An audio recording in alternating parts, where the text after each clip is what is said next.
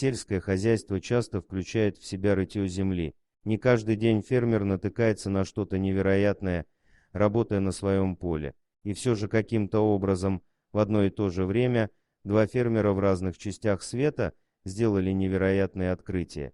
Эти два фермера и не подозревали, что их открытия совпадут и покажут нам, как мало мы на самом деле знаем о том, что у нас под ногами. В Аргентине 25 декабря 2015 года Хосе Антонио Ньевес проснулся и решил прогуляться по своему ранчо. Проходя мимо ручья, протекающего через его владение, он не мог не заметить что-то странное, торчащее из берега. Сначала он подумал, что это просто большой камень, но когда приблизился к предмету, то понял, что это вовсе не камень, а нечто совершенно иное.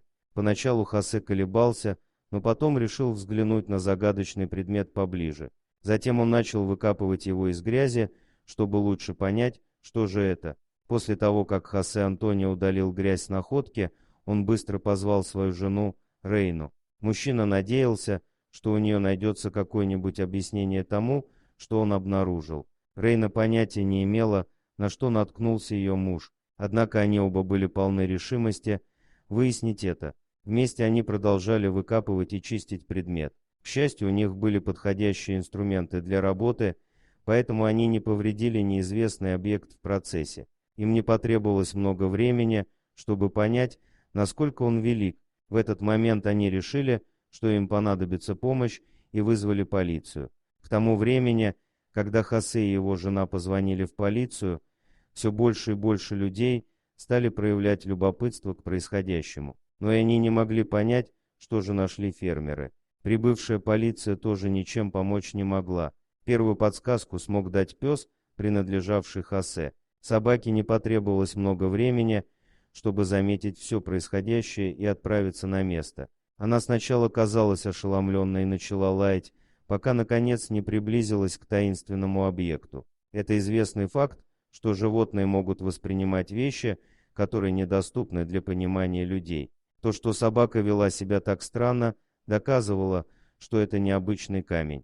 Увидев реакцию собаки, полицейские решили, что пришло время позвонить местным археологам, которые очень заинтересовались находкой. Исследователи организовали способ транспортировки объекта, чтобы его можно было исследовать в лаборатории. Правда, чтобы перевезти его, археологам пришлось сначала извлечь все из грязи.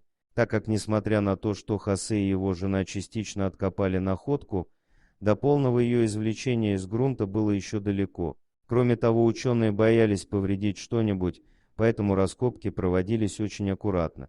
Как только находку доставили в лабораторию, исследователи внимательно изучили ее и сделали шокирующее открытие. Они пришли к выводу, что перед ними окаменелость огромного панциря черепахи. Археологи не могли поверить своим глазам. Ученые выяснили, что панцирь принадлежал древнему глиптодону. Это существа, вымершие миллионы лет назад. Они являются дальними родственниками современных броненосцев. В то время как исследование массивного панциря черепахи проводилось в Аргентине, еще одно невероятное открытие было сделано в Мичигане, в 1000 миль оттуда. Другой фермер, Джеймс Брисл, также нашел неизвестный исторический образец на своей ферме. В то время оба земледельца не были знакомы и не знали, что в один день они нашли что-то невероятное. Они также, конечно, не могли знать, что оба их чудесных открытия в конечном итоге сведут их вместе. Однажды Джеймс Брисл искал лучшее место для прокладки газопровода на своей ферме. Он решил, что лучше всего начать с едва используемого соевого поля на его участке, и начал копать. Этот процесс занимает большое количество времени и требует значительных трудозатрат. Брисл был готов к такой физической нагрузке, но не ожидал, что во время работы найдет нечто удивительное. Для рытья газопровода Брисл использовал тяжелое землеройное оборудование, в частности экскаватор. Работая ним, он был удивлен, когда наткнулся на что-то твердое. Этот участок поля имел чрезвычайно плодородную и легкую почву без камней и корней. Поэтому, когда ковш ударился обо что-то твердое, фермер понял, что столкнулся с чем-то необычным. Чтобы не повредить оборудование, фермер вылез из экскаватора и принялся рыть вручную, пока не наткнулся на что-то твердое и гладкое.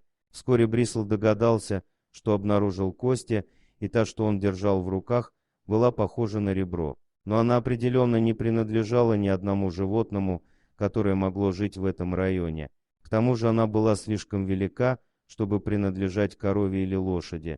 В этот момент Брисл понял, что нашел нечто уникальное. Подозревая, что находка может оказаться значимой, он решил обратиться к своим знакомым, чтобы они помогли ему откопать все останки.